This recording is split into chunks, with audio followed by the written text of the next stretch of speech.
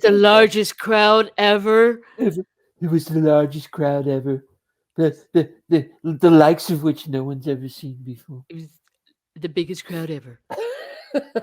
Welcome to Comedy Centric, your place for all things comedy. Every week we'll discuss the legends and the people who built the business. The performers, writers, behind the scenes, and stories that you have never heard. So relax, take a load off, and join us for this episode of Comedy Centric.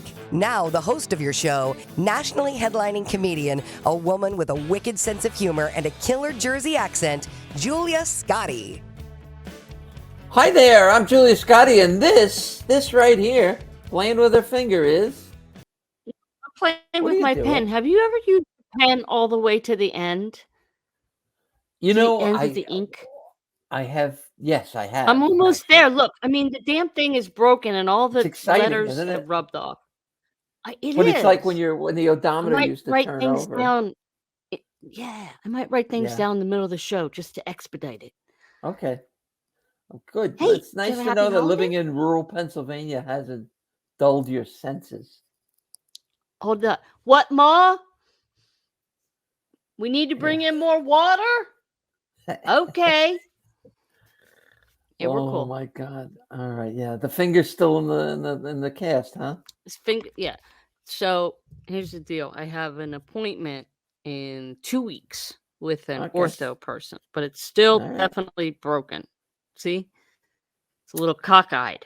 I can see it. Okay, we've followed the saga of this finger for weeks now. Weeks since like show number 6 or something. I got set back because of holidays. What? Oh, I see your Christmas tree is up. So, how was Christmas? It was good. I have a house full of kids.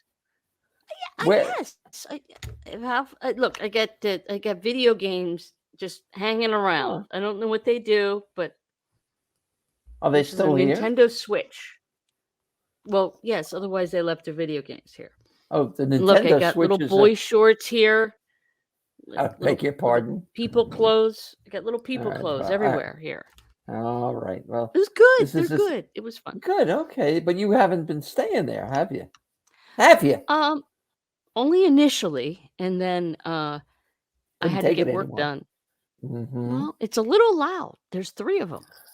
We got 12, 10, and 8. And then mom and dad. That's why children should be seen in another state. And they brought their dog, and his name is Calvin, and he's a 6-month-old puppy. King Charles puppy? I don't know. King Charles breed. All right. It looks like enough a about spaniel. that. Enough about so the New Year is you coming. asked, but then you really don't give a shit. I regretted it the minute I brought it up. Oh, I got to tell you. You know what the minute I cared about you. What?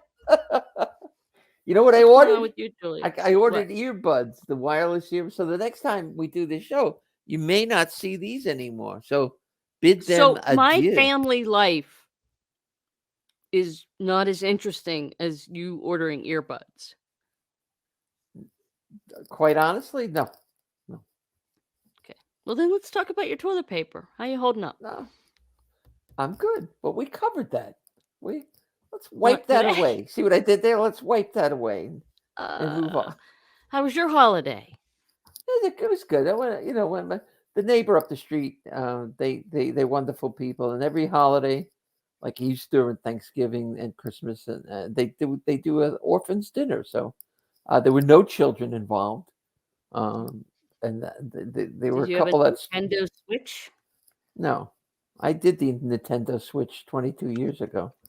That's not a Nintendo Switch. That's a Switch. I know. Hey, we got earbud order. Okay, we got a good show today. Yeah, I know. I can't wait. Stop playing. Don't be playing games on the. Oh my God! He has Fortnite. You know what? I don't even know what that is, but I've heard about it. What? You know what? You can do that later on. Let's talk about the show today. Well, I'm waiting for Jimmy to get the hint that we're going to talk about the show. Belynda Cleare. I know. You give him a hard time. I know. Well, I think it's important. I mean, he's been very ill, and I was concerned. Well, what if something tragic should happen to him? Who's going to produce the show? I'd be sorry to see him go, but quite honestly, he'd be leaving us in a lurch, don't you think? No, No? I Oh, would okay. miss Jimmy terribly, and I'm not sure I could go on with the As show would without him. I. Well, Oh, so you're really? worried about like how to produce the show? Yeah. I'm not. I'm worried about Well, Jimmy. he does so much. He does the graphics. Well, I Yeah, don't we want to get couldn't into it. Anyway, continue. We couldn't all right. continue. He should by now be getting the idea that we're going to talk about go to the break. No, so- he's under the NyQuil. I see. Okay. Oh, there it is. Okay. We got a great show today. One of my favorite people who I've been wanting to have on for a long time. Belynda Cleare is on. She's got a really story. You guys are gonna love it. So stick around and watch Kathy play with herself there. We'll be I'm back. not playing with myself. I'm playing Fortnite. Okay, we'll be right back.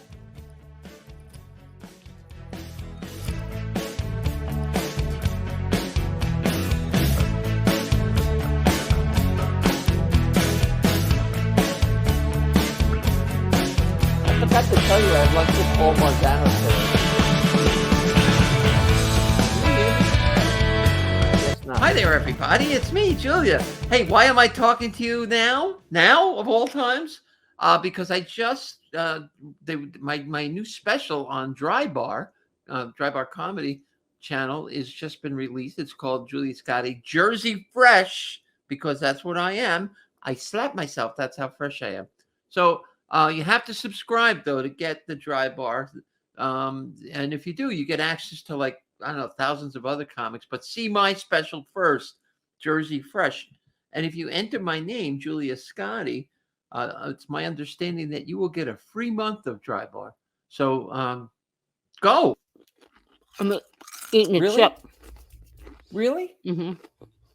I'm hungry. Okay. Are we back? Are we back? Oh, we're back. We're back.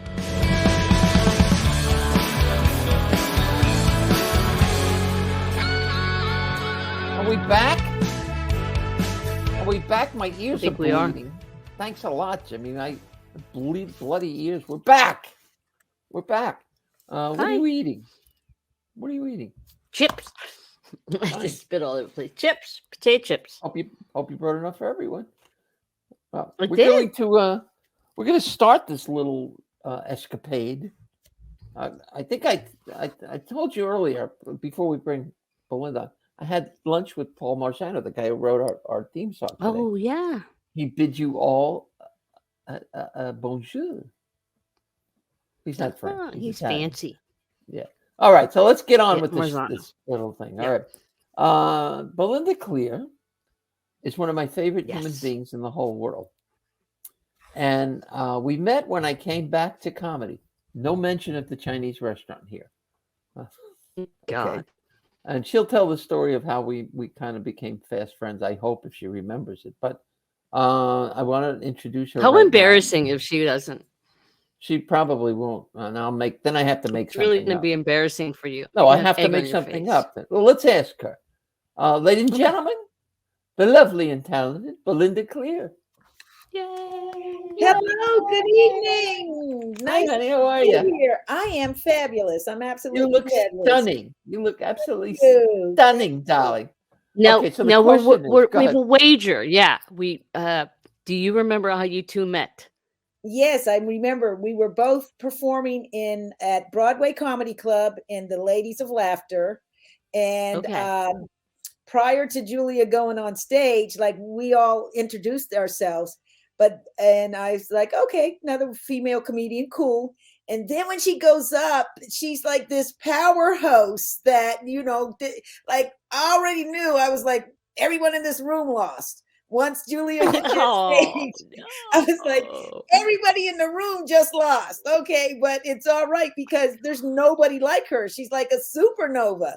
And I was like, wow, super, super cool. And we went out to eat after that. It was a group of us that went out That's to right, eat. we did. Yeah, and yeah, the rest is history. That had to be like 8 or 9 years. That was way before America's Got Talent. So it was Oh yeah, had to be yeah. At least almost 10 years ago, right? yeah. Yeah. If Well, not 10. could Yeah. you do me a favor? Move to your right a little bit.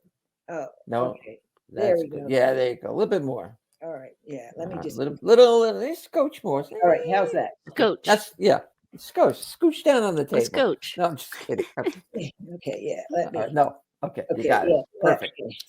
So, So Belynda, Uh, where? go ahead. I, What happened? where are you? Where are you She located froze. now? Oh, she's got Can this you hear me? horrible. Yeah, we can, but you're Can freezing. you see me? Can see you. but mouth's not moving. Do you hear me? Yeah, Okay. Well, what's the problem? nothing now except your attitude. I know it's shitty. I was right, go ahead. saying before I dumped out there. Sorry. Where are you located? You in New York? No, I'm actually in Wilmington, Delaware. Oh, okay. All right. Cool. Yeah. That's where I reside. Home of our president. Yeah. Do you run into him much? Actually, no, but I used to work with his daughter. So Oh, yeah. really? Delaware small. Which one? Because he had. Ashley. Okay, was she nice? Yeah, very nice. She's a social worker. So yeah. Well, it doesn't make her social. It just means she's. Well, yeah, you don't major in that low paying profession unless you've got empathy and compassion for human man or And a whatever. good heart. Yeah. Now, is that your day gig? Is that what you do by day? Well, I officially retired. Yay! Yeah, December 31st. I am retiring after 30 years of clinical social. Wow, that's Yeah. and you're only like 40 years old now. That's Oh, amazing. yeah, okay, yeah, yeah, yeah.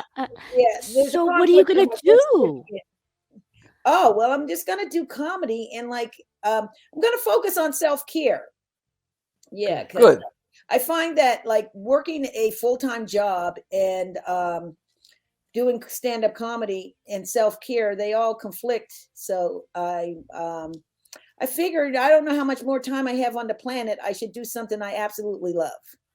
That's comedy. Great. Yeah, Do you I think meditate? we all feel like that. Yeah. Yeah, I do I'm trying to get into all that namaste stuff. And Yeah. I'll have more time to do it now. Right. Without the day job, I'll be able to get up. My goal is to do a little yoga, meditation, all that stuff. And then go out and be funny at night. Yeah, there you go. Well, let's take a trip back in time because you're not from here. No. And by here, I mean Immigrant. you are, but you're from a very interesting place and a place I've always wanted to go to, and you promised to bring me to. Oh yeah, you got an open invitation anytime. Okay, now tell us. Where? I am Yes. from Nova Scotia, Canada. Oh wow. I know. I always get that response. It's like, whoa. Some people are like, wow, where is it? And other people are like, there's Black folks in Nova Scotia. And that's where I want to start this conversation. And we talked about it, because I called you one day. I was reading a book about the history of the United States, and Nova Scotia figured prominently in the fight. Yeah. You want to just pick it up from there? Yeah. So during the Revolutionary War, when the U.S. still had active slavery, the slaves were told if they fought with the British, whether the British won or lost, they would be considered loyalists, and that at the end of the war, they would be moved to British colonies. And so my family, and so there was a book for all the escaped slaves, their spouses and children were all in this book that was called the Book of Negroes. And so it was all the escaped slaves that fought with the British. And at the end of the Revolutionary War, well, we know who didn't win, the British. But so there was a book of Negroes. And so there was a bunch of ships leaving New York Harbor, going to different British territories. And my family got on the ship that went to Nova Scotia. So I am third generation past slavery. And a descendant of the Black Loyalists. They were called the Black Loyalists. Well, you say third generation past slavery. We're not talking about from 1865, though. We're talking about from the 1700s, yes? Well, yeah, my grandfather was the first non-slave in my family. Wow. Yeah, my grandfather was born in the 1800s, but he was so my great grandparents, who were part of the Black Loyalists, they were all slaves. And when they were escaped slaves that fought with the British, and so when they were relocated to Canada, they were actually slaves. So my grandfather was the first generation to not be born into slavery. Well, sort of, because it wasn't all that wasn't as glamorous as the movie made it. But yeah, so my grandfather was the first non-slave, and he was born in the 1800s. So to this day, though, I mean, it's interesting. It's fascinating that you can trace your lineage back to the Revolution, all the way back, and now, but that the descendants. There's a lot of descendants in Nova Scotia today. Yes. Yeah, there are a lot. So what the British did when they relocated us my people to Nova Scotia, they put them in the least desirable communities, which Nova Scotia is a peninsula and is surrounded by the Atlantic Ocean. So they put them in the areas that were hardest to farm. And named them. They gave them great little names like Lincolnville, because Lincoln freed the slaves, Sunnyville, because Black people get a lot of sun, and Afraville, because of, for obvious reasons. And so, however, my grandfather, who worked for a Jewish gentleman who escaped Nazi Germany. And he worked for this gentleman who escaped Nazi Germany and owned land in an all-white community, which is Boylston, where I grew up. And so my grandfather, at one point, the surname for my grandfather was the Lawrences, and the Lawrences owned a very large portion, probably over 100 acres at one time. My mother has the last 20, but it was over 100 acres at one time that this gentleman that my grandfather worked for allowed him to purchase that land. And the deed, which I have a copy of the deed, it's handwritten. That's how old it is. Wow. Like, it was before typewriters and ink and all of that stuff. So it's a handwritten deed. And I think he paid like $300, which was a small fortune for someone making. And my grandfather, and my grandfather couldn't read or write.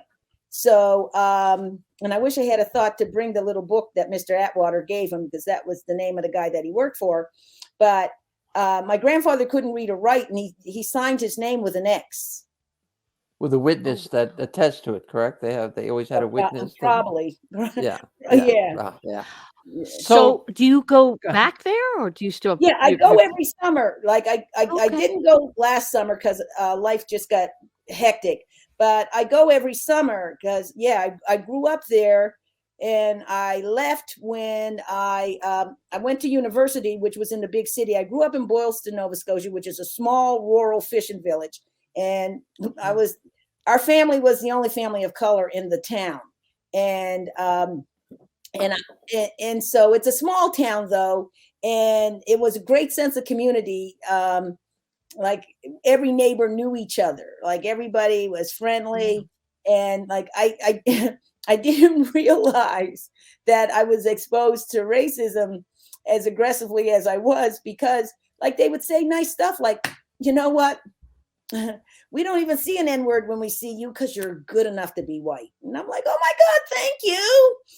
And so, and they meant it in the kindest of ways. Now, all right, you got to stop there and sort of focus on that statement, because they meant it. Like, I mean, I really felt a sense of family there. Like, I knew, like, my friends, I have some wonderful friends. But yeah, like, so there was a lot of unconscious bias, but also within my own family. My family did not like Black people, and they were Black. Wow. Okay. Yeah. I know the That has story, that's but a you lot need to to. unwrap. You gotta. You gotta spend a little time there. Yeah, so and yeah, my grandmother actually would say every day when I went to school, it's bad enough that you're black, try not to stand out. And I was one of the only black kids in the class. So that, but they, and I guess they meant don't act up, don't make yourself noticeable. Like, and so I would actually be punished as a little kid because my grandmother absolutely hated dark skin, and most of my cousins were biracial, and they had, if you actually married someone within your own race in Nova Scotia, they would probably be a cousin. Wow. That's true. Yeah, you've told me that. Well, Yeah. let's talk about your mental state, because I can't even wrap my head around growing up in an environment like that. When especially as you get older and you begin to mature and you start getting interested in dating and and all of that stuff, and then to wind up being a comic, which makes total sense to me, because I knowing your story and knowing the pain you've endured, um, it's.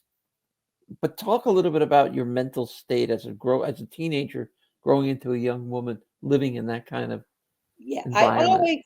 I always felt like a fish out of water, and I always was trying to assimilate in every way I could because I felt extremely awkward. And I had low self-esteem because I was constantly called stupid and ugly by my family, and my grandmother had a preference to my biracial cousins because they look they looked more Hispanic than black, and so I really felt like I was in a constant state of depression, and so how I dealt with it, I didn't want people to recognize my depression, so I would keep people laughing. Like I watched Carol Burnett religiously, Mm, and Flip Wilson, and then in the early 80s it was SCTV, but I would right. watch those shows and then go to school and reenact them. And, and I would spend, and like I held court almost every day in school. Like if I wasn't dancing to Michael Jackson or pretending to be Diana Ross, I was reenacting every sketch I saw on the Carol Burnett show or the Flip Wilson show, and people would pay me. Like in 7th grade, I had my friends walk around taking a collection at recess and dinner time, and it was called "Send Belynda to Hollywood Fund." Well, how cool! You bring up a good point about the watching people like that, because I did the same thing. When I was growing up, and I don't know if Kathy did that too, but I think any child in pain sees somebody that's getting acceptance by making people laugh, and you say, whether consciously or not, you say to yourself, I can do that, and maybe people will like me and treat me well if I do that. And it's interesting that story repeats itself in so many comics that I know. It really is. We are a fucked up group of people. Yeah, Well, I but it think what we also like do is humor made me feel good. Belinda. Like Yeah. like for that 30 minutes that sitcom was on, like Laverne and Shirley, I pretended to be both Laverne and Shirley in my Mhm. mind. And I would once again go to school, and like actually Lenny and Squeaky were my two favorite characters. And so I would repeat everything they said, but so I knew how laughter made me feel. So but also I didn't want people, I felt a lot of shame. I felt ashamed of the fact that I was black. I felt ashamed of the fact that I was ugly, and that I came from a lot of trauma, Mhm. and so it made me feel dirty. And yeah, because my home was extremely abusive, all forms of abuse, mental, physical, and sexual. And I felt at that as a kid, I felt like it was my fault. And Mm, so there was a lot of a shame associated with it. So when I went to school, I didn't want people to see it. Like I felt like Right. if I acted like I felt, then they would know. And so I always kept people laughing. And yeah, the teachers didn't always appreciate it. But if they heard a ruckus, they always knew that I was right in the middle of it. Yeah. So, And again, hiding that pain is through humor. It makes you wonder. Did you ever wonder though? Is that mentally healthy for us as people? And forget the fact that we're comics, but for us as people, hiding that pain well, in no, that way. I don't. Yeah, and I mean, I don't think. Yeah, it wasn't healthy, but it was the only way I could manage it at the Yeah. time. Like in Yeah. retrospect, no, it wasn't healthy because I was living in denial.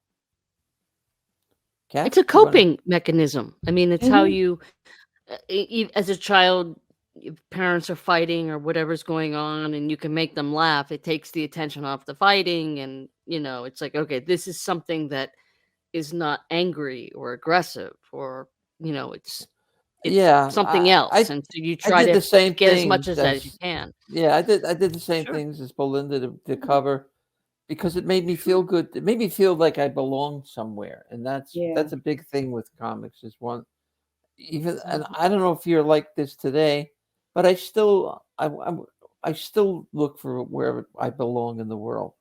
Yeah, You feel that way? I do, but you know what? I also am at a good point with myself that I Mhm. also don't care. Like, like, Yeah. yeah, like when I was younger, I wanted to be accepted at all cost. Mhm. And the older I get, I'm thankfully like I'm also at the point where I know I'm an acquired taste. Not everybody's gonna like me. And Uh-huh. and I don't need that anymore because I have so many incredible people in my life like you that the people that don't get me, I'm okay with that too. Okay, so Right. your trip to New York, you decide you consciously decide you want to be a comedian or you want to be in show business. What? Well, yeah. So, but that's not why I originally moved to New York. Like, Okay, so, tell that story. all right. So, my mom had several kids by several different gentlemen. And so, one of my brothers, I have five brothers. One of my brothers and I had no idea who our father was.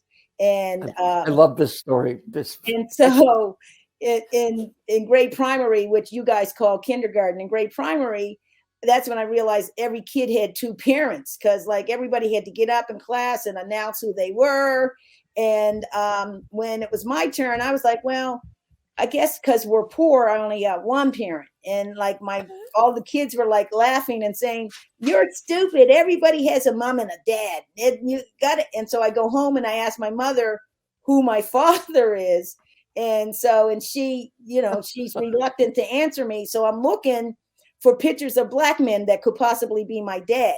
And so I narrowed it down to three different guys because like we had three pictures hanging in the hallway. One was Jesus, one was John F. Kennedy, and the other one was Martin Luther King. So I was like, oh my God, Martin Luther King is probably my dad.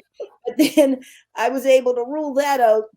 And because, and so then the only other two black guys were Charlie Pride and Harry Belafonte.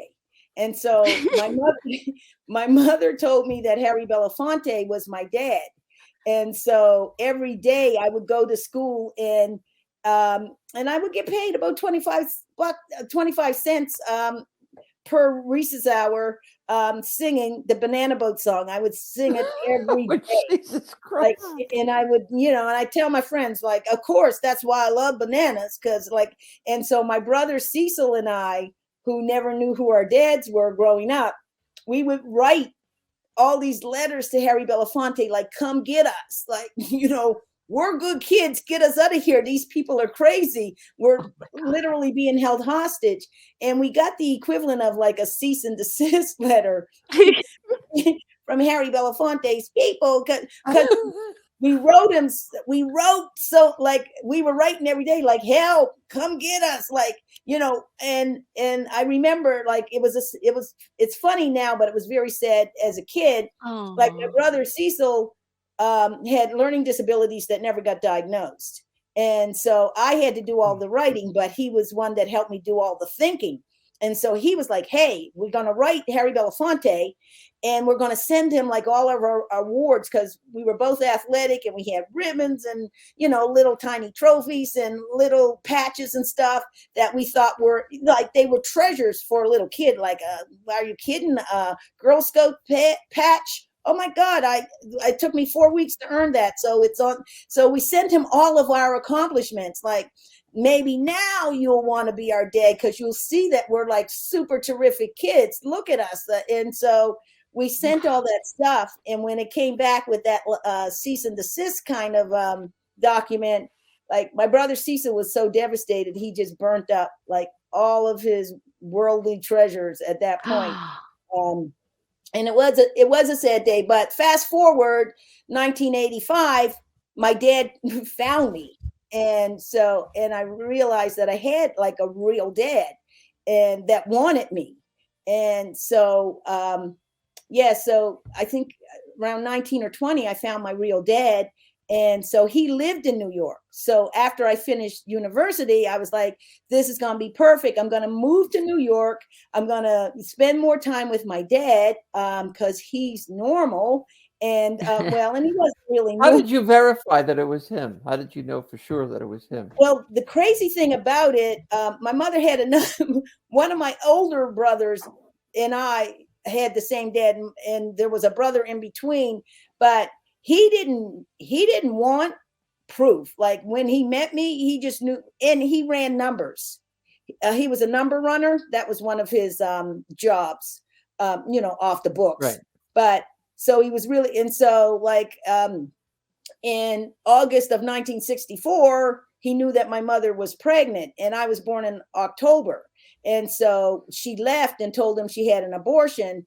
And so he knew I wanted proof. And so we went and got, blood test and got tested. And and he turned out to be my dad. But I was so desperate for a dad that even if he wasn't my dad, I was like, this man loves me unconditionally, and it comes with a bonus family of really cool people. So I'm willing to, so we did get DNA proof that he was my father, but he didn't even want it. I just wanted it because I didn't want him to be disappointed. Right. But it was clear when I met him that, oh my gosh, this man and I, like, now I feel normal because we had so many of the same characteristics and so many personality traits. And so for the first time in my life, I realized that I had an identity, and and then I moved to Brooklyn thinking, man, in Nova Scotia, I was too black. Like, I got punished for tanning. Because I remember my mother saying, as if your dumbass isn't black enough, get the hell out of the sun. And I moved to New York, where there's murals everywhere. I'm in Brooklyn, Crown Heights, and and everybody's proud to be black. So I was like, wow, this is going to be great. So I moved there as soon as I finished university, and I was devastated because black people told me that, oh, you don't act black enough. What are you doing wearing a kilt? And I was like, a kilt? This is like high fashion in Nova Scotia. And so like, I didn't, so I was treated like an outcast, which was like, I wanted to belong. And I was like, black people are going to accept me because I'm black and I'm happy to be black. And wow, let's do this thing. And, I even studied some of the language for shizzle my nizzles. And so, so it wasn't the smooth transition. But the reason I had my dad was the one that called my aunt in Philly and said, this girl got to get out of here, because I was too naive at the time. So 1988, moving to Brooklyn, New York, Crown Heights, from Nova Scotia was like moving from Brigadoon to hell, And so like, I hadn't heard of crack. I hadn't, and no one had ever been murdered. So I go to a city where there's like 2 or 3 a day. And, so the crime was one thing, but also I was just naive. I was getting mugged almost every day. Like, I took homeless people home. I'd never seen homeless people before. Like, we had we've taken strangers home a lot because Nova Scotia is a tourist town. That's how we make our money. So Well, isn't that play is based on going, what is it, going away or coming home or whatever? Well, with yeah, the 9/11 passengers from the yeah, plane, like but so Nova Scotians will yeah. take you in, Oh, like, they, it's at supper time, they throw an extra potato in the pot in case somebody comes through town. So wow. I didn't know that you can't really take homeless people home. So I'm trying to put myself in your head, having come from a similar childhood. I can understand that, but then you go to this place thinking you're going to be finally belong somewhere, and you're you're a square peg again, and it's Yeah. that had to be devastating. I mean, that It was devastating. And initially, like I was trying to prove that, oh my gosh, I do want to be Black. So at one point I decided, I was hanging out at this co-op, and I was like, you know what? I'm going to become a Rastafarian. They're Black, Bob Marley, who's cooler than Bob Marley? I'm going to become a Rastafarian. So I started growing dreadlocks and hanging out at this co-op.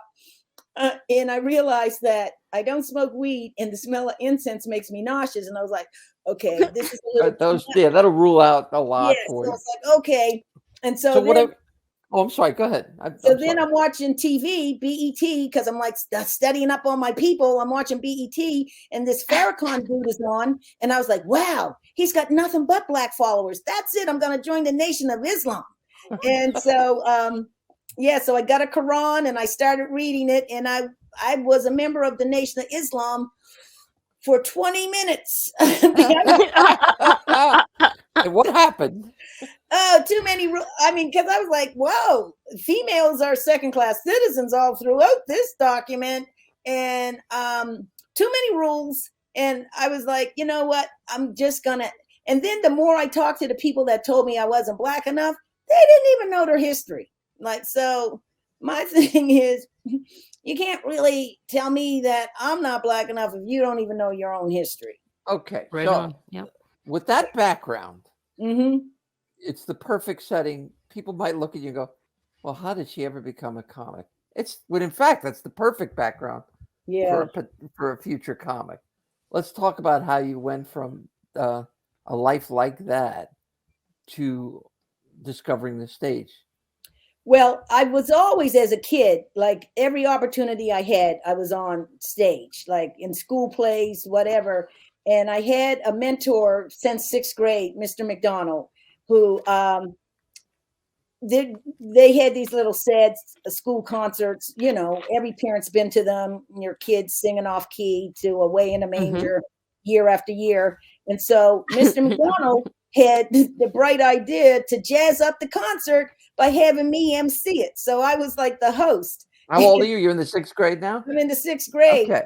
And so, and the minute I heard my voice into that microphone, I became like, I was addicted from that point. And it's a small That was your town. crack. That was my crack. And it was a small town. So every time someone's house burnt down, they would have like a variety show. So people would pull out their fiddles and everything. And yeah, so even as a young kid, I was always the host for those variety shows. Like there's a lot of musicians, and like somebody would sing a song, somebody would do a little Highland fling, and I was always the host. And so while I was at university, I went to this comedy club called Yuck Yucks. One of my friends said, Sure, yeah. "You're hilarious. You should go to open mic." So I went to the open mic, and I had a great set. And the guy was like, "You could be famous in 2 years. You're brilliant. You've got everything." And I didn't realize the gift that was. Like, he signed me up on the Yuck Yuck circuit in Canada. Wow. But I couldn't even get on that circuit. yeah, but the thing is, I didn't take advantage of it because I had so much trauma that I was trying to manage, because I was just suppressing it. I wasn't dealing with it or processing it. And so my confidence level wasn't at a point where I could really take advantage of it. So I blew it. And so when I moved to New York, I never really got a chance to do any comedy there because I was busy getting mugged every day. So I didn't resume. Which is a great opening, by the way. I didn't resume comedy. Sorry, I'm late. Yes. Well, at some point, like, yeah, we don't have enough time on this podcast, but I'll tell you about being in a shootout in a crack house. And so the trauma from that prevented me from wanting to go outside. I'm sorry, being a what? Being in a shootout in the middle of a crack house. Oh. Yeah, there's not enough time. Yeah, but no. Well, I don't know. I mean, okay. Yeah. Wow. Yeah, and so the trauma from that made me not want to go outside. So when I I can moved, see why. Yeah. when I moved, yeah, because like I was in the shootout and someone said, "Get down," and I was like, "Get down? This is Angora." Like I had Why were you in a crack house in the first place? didn't know it was a crack house. Somebody invited me to a party, and so we go downstairs in the basement, and the guy is handing out glass tubes. And so coming from a party, like Halifax is a city in Nova Scotia that's got more bars per capita than any place in the world. And so I remember they were called shooters. You guys call them shots, but they were in like test tube type things because it's a college town. Right. And so I thought they were serving shots. And so I was like, "Hey, what's this for?" And he said, "That's for your crack." And I was like, "Crack? What's that?" And he's like, "You know." And I was like, "No, what is it?" I thought it was the name of a drink.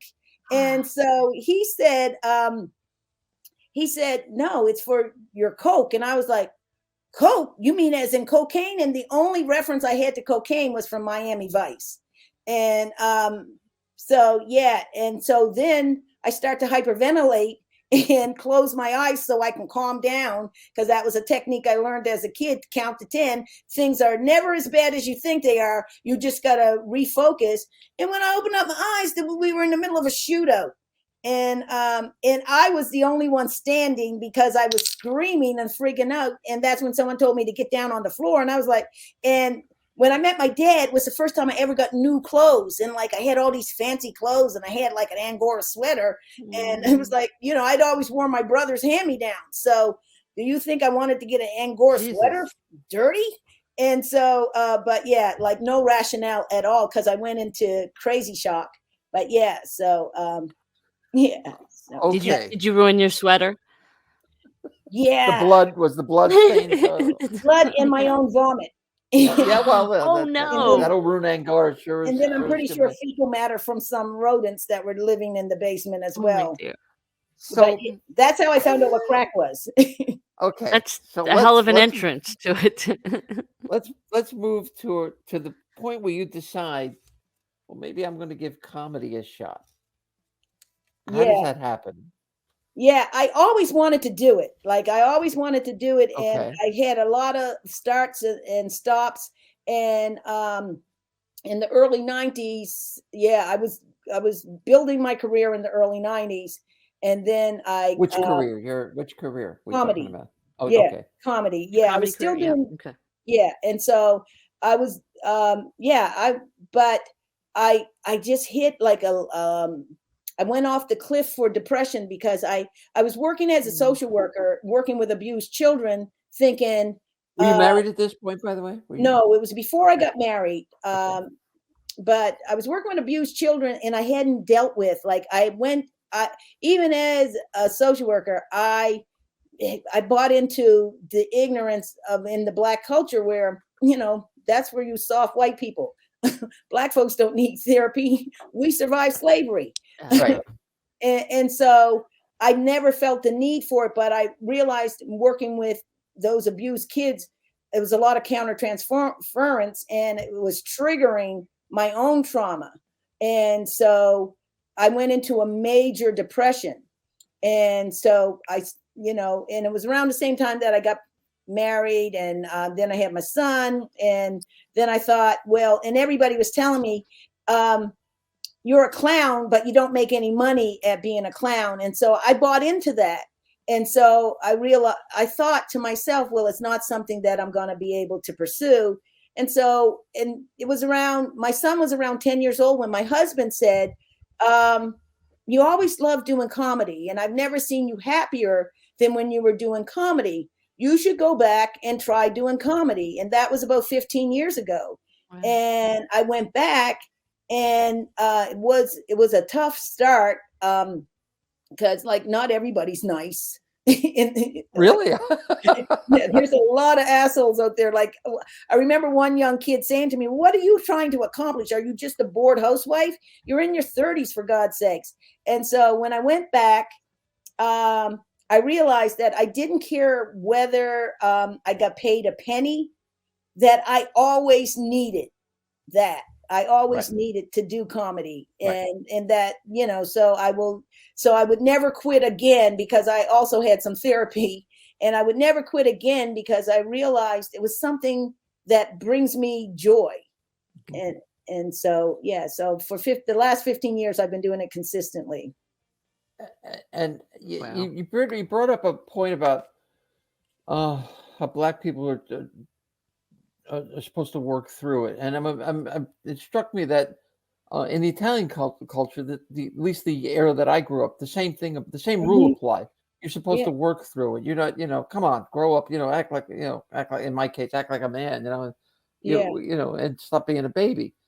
And it's fascinating how, I don't know where that comes from. I guess if you're in your background, there's so much pain, as there was in my family's history and your family's history. And Kathy, I don't know about your family's history, but were you Yeah, my taught that? family is bury your head in the sand. Don't talk about it. Just be an ostrich. Put your head in the Yeah. sand. It's not Well, and I happening. think it's a generational type of thing. thing as well. Like the Yes, yeah. millennials made therapy popular, because in the past, no one would ever admit. Like, I remember I was working at the Funny Bone on South Street when it first opened up in '89, and Paula Poundstone was the first headliner, and I was working in the office. And I remember Paula Poundstone saying, before I go on stage, I'm going to have to call my therapist. And I was like, oh my God, Paula Poundstone has a therapist. But that was the first time I'd ever heard anybody mention therapist. And, that was the early 90s, late 80s, early 90s. So it's a generational thing. Like, it's like, it was viewed as a sign of weakness. But, but as I matured, I realized, it's a sign of weakness. And the people that are telling you to pull yourself up by your bootstraps are the alcoholics and the domestic violence people, or the people. It manifests. If you don't deal with it, it's going to manifest itself in one way or another, and it's not going to be positive. Grandma was popping Valium in the closet. Just nobody talked about it. And nobody knew about it. I mean, it's true. I mean, it's true. It's like, but I or find whatever. I thought I dealt with it.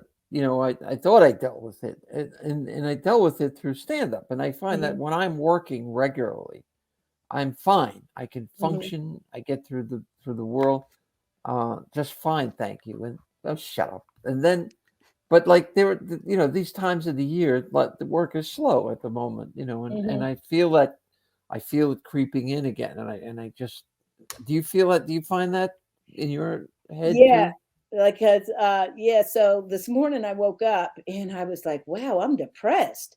And I said, is this what retirement is going to be? Because as a social worker, you go to work every day, and it doesn't matter how you left home, you're going to feel better because you're working with people whose circumstances are way worse than you could ever imagine.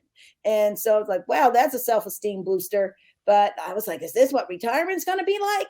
Because that kind of alone time. Yeah, because both of us live by ourselves. Right. And so that kind of alone time, you have more time to reflect. So I know that I got to fill that time up, because I can allow myself to spiral. Like, even I mean, actively in therapy now. Like, this is the first time I went to therapy before having a breakdown, because normally I wait to have a breakdown and then go to therapy. But and so the last time I was in therapy was when my husband passed away, which was 7 years. You want to talk about that or not? Or would you rather? I mean, it was. My husband was my soulmate.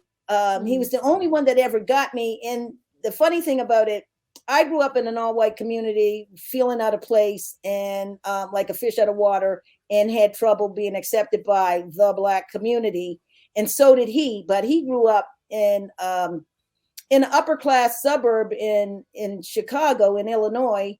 And we, like, one of the things that we we were so compatible about was our experiences. Like one of his stories was when he was a little kid and there was a young Asian child in one of his classes, probably second grade, and she was being bullied, and she started crying, and the teacher said to her, "They're only teasing you because you're different."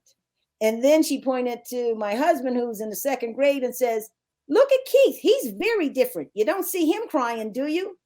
And he said that he looked up and just said, "Mm-hmm," and kept coloring. And so, but that was our reality. And so he was the first person, like we both shared the same taste in music, except he didn't love Dolly Parton as much as I did. But our music wasn't just strictly R&B. Like we, Right. the first concert we went to was Peter Gabriel. So, but we just had like a wide range of love for music. So we got along great. And I thought we were going to coast off into the sunset together. But like 2015, he turned, it was 4 days after he turned 53. And it was the day before his mother's funeral. Like his mother died on November 15th, and then he died November 20th. Like he had a massive heart attack and died. And so it was devastating because he wasn't sick and it wasn't expected. And I was completely blindsided, and I didn't realize how much I depended on him. Like we completed each other. He did the important stuff like the 401ks, and I did major things like pick out throw pillows and pink. We were a good team.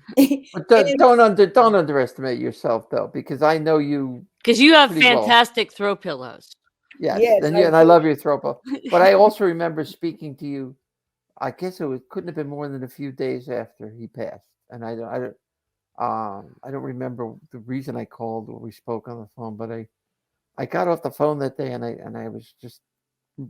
I was amazed at how composed you were and how I could tell in your voice that how horrible, but you were getting through it and you were working through it already. So don't underestimate yourself. Well, yeah, I have to say that was one of the most painful experiences in my life. And at the time, I remember being in bed, like feeling like I just couldn't breathe. The pain was just so painful. But I knew I was going to get through it because I had gotten through other challenges in life. And I was like, I don't know when or how, but I'll get through it. And I knew that comedy was going to pull me out of it.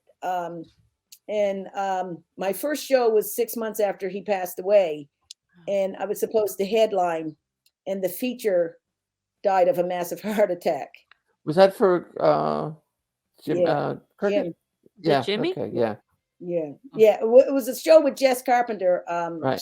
Jim Oh, McNally. Yeah. So, Mhm. all right. Wow. So let's go to Dirt Road Diva. Dirt Road Diva. Let's talk about how that came. Now, let's explain what it is first. Okay, so I have a one-woman show called Staying on the Right Side of Sanity because I felt like that was my life story, struggling to stay on the right side of sanity, the diary of a Dirt Road Diva. And that show came from, I did a show in New York, and like all the younger comics were like, "Wow, you're phenomenal." And I remember the producer of the show saying, "Yeah, but I'm bored." And I said, "Really?" And he said, "Yeah, you're talking about being married. You're talking about being a woman. You're talking about aging. All of that crap is boring because I've heard it a million times." He said, "What I want to hear about is that young little black girl growing up in an all-white fishing village." And I was like, "Really?" Because that story brought me a lot of shame. Like I was ashamed of my childhood. I was ashamed of growing up without indoor plumbing. And I was ashamed of the fact that me and all my siblings had different dads. But really, so I wrote the one-woman show. I had pitched a show for a Fringe Fest, not expecting them to accept it. And when they did, so the one-woman show, the 10th anniversary was this year. And before my husband died, I was doing different Fringe Fest. Like I'd been to Nashville for women's work. And when I did it locally, I thought, these are friends and family. Of course, they think it's awesome. But the validation came when I took it to Nashville, and they asked the audience if anyone wanted to stay after the show to speak to the artist, and the entire audience sat down. And then when they brought the lights up, I saw that they were all crying, and I was like, wow. So they felt it. Like, I didn't even realize there was a message to the story, but they felt it. And that's when I realized the story had real value. And so I pitched it to the Laughter Lab.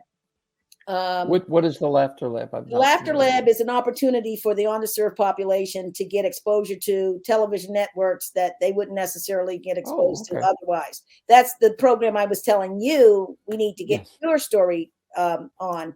And so, so I pitched it to the Laughter Lab, and I, like, as it was happening, as when they told me I made it to the semifinals, I didn't believe that that could ever happen.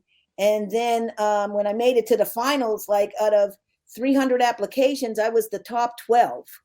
And so went to New York in September and pitched it in front of producers from Netflix, Comedy Central, and who else was there? Tiny Reparations, 3 Arts. So big deal people. And you got some good reaction from 3 Arts, right? And so that was the scary and exciting thing for me, was that they believed in my message and they believed in my story, because and I was thinking, who knew that something that came from so much pain could reap so many rewards. And so so I've been fearless with sharing my story after that, because I was like, wow, people really want to hear this stuff. And it crosses over, all different demographics, because there's something in it that everybody can identify. The first time I did it, I got maybe 20 different speaking engagements out of it, because people said that they found it inspiring and motivational. And I was like, really? Because I was just trying to be funny. And but so the Diary of the Dirt Road Diva, because where I grew up is still a dirt road. That's great. But we're always surprised when people want to hear our stories, when we think they're nothing because we lived through them. Right. But I can say, by the way, Susan Sandler, who did the movie On My Life, says hello to you. I spoke to her this afternoon. She goes, "Oh, tell her hi." And I mean, I hear from people who have seen that movie, and they talk about how it's impacted them. And we as performers don't realize that we have that power. And I think if we were just more accepting of ourselves and our stories, and believe that they're interesting, we would probably be mentally in a better place. And that's the thing. Like, when I watched your movie, knowing you personally, but watching a movie, like, I watched it twice back to back and just boo-hooed each time, because I was so proud of the woman that you are. Like, so proud to know you, but I could identify on so many levels, because, like, both of us have been fish out of water in so many circumstances, and still are in a lot. Just fighting, not even for acceptance, just respect. My thing is, you don't have to like me, just respect me.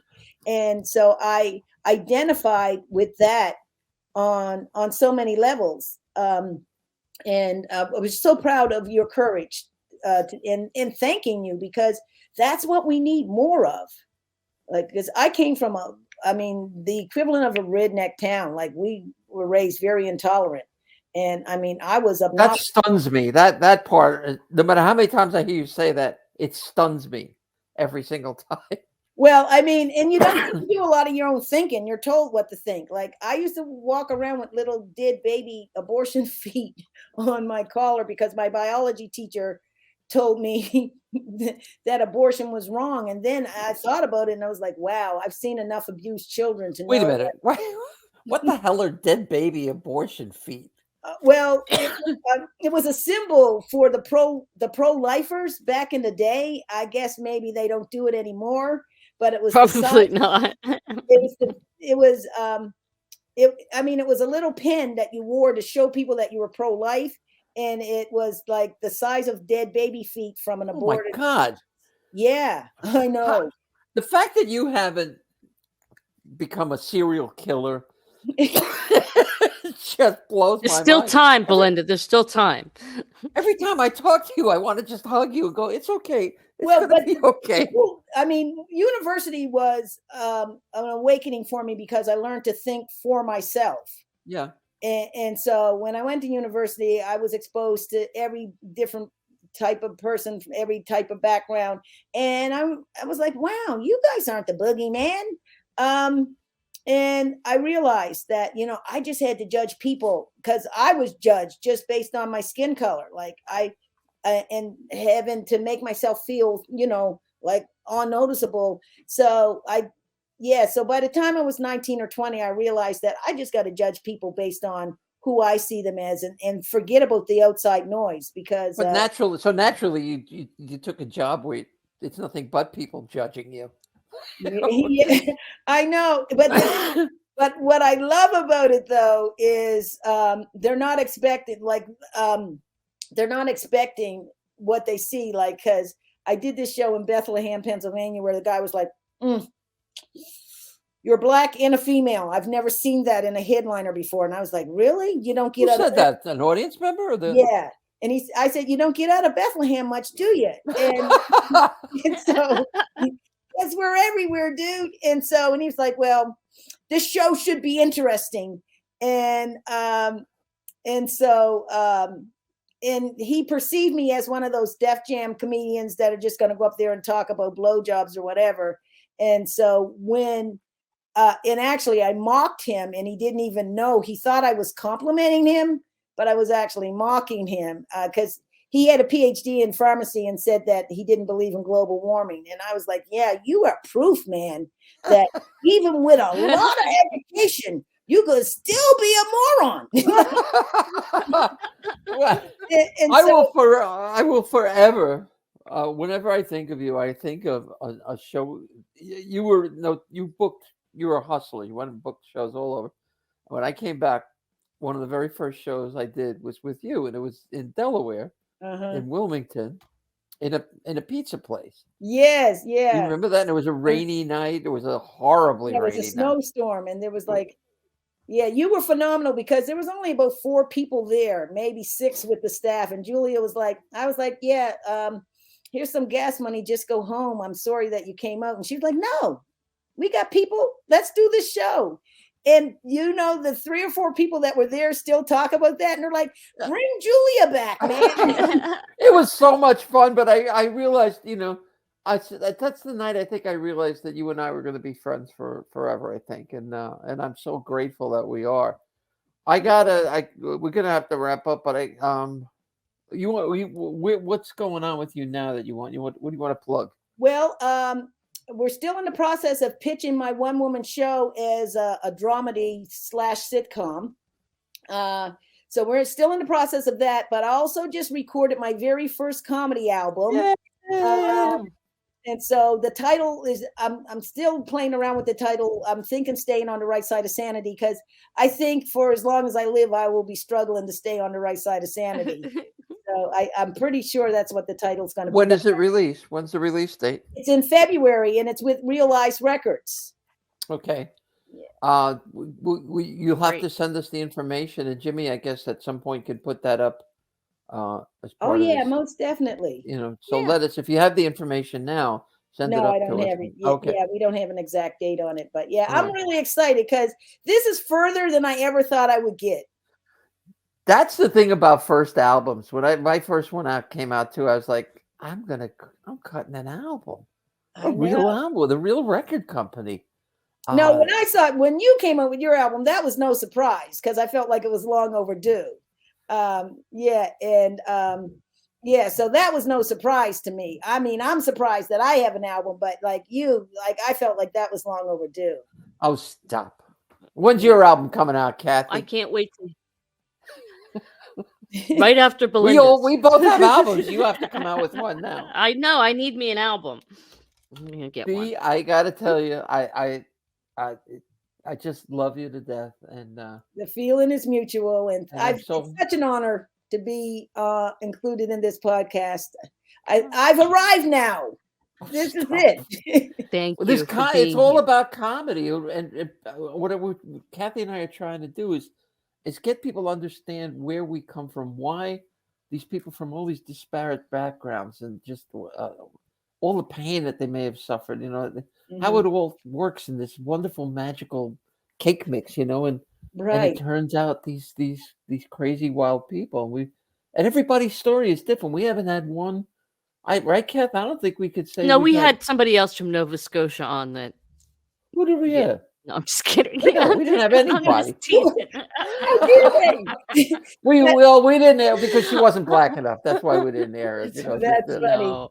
But I just have to say that with all of these different backgrounds, because as I get to know the different comedians, I'm always blown away by the ones that maintain their kind spirit and their kind nature. Like I was reading Julia's post one night where she pulled over to stay with a deer that had been hit by a car. I was just talking about that this afternoon with somebody. Oh my God. And I was like, I would so not do that. It was a baby, though. It was a baby. I know, but yeah, so that's not something that you can manufacture. That kindness comes right from the core. And I mean, yeah, so that's what blows me away is how many kind and generous people that have empathy and respect for humanity. Well, there's one right in between us. Kathy Caldwell, without her in my life, I don't know where I would be, just floating aimlessly, but she kind of rescued me when I came back to comedy. She's this force of sanity. Yeah. that she's so tolerant of me. That I adore her. I absolutely adore her, and everybody needs a Kathy Caldwell in their life, I think.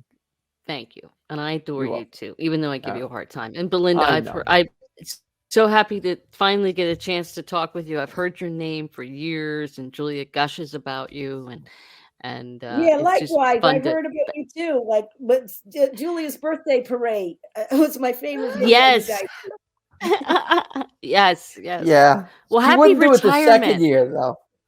She wanted horses. I couldn't come up with horses on year 2. She's like, Wow. what I about a wanted horse to do and it carriage?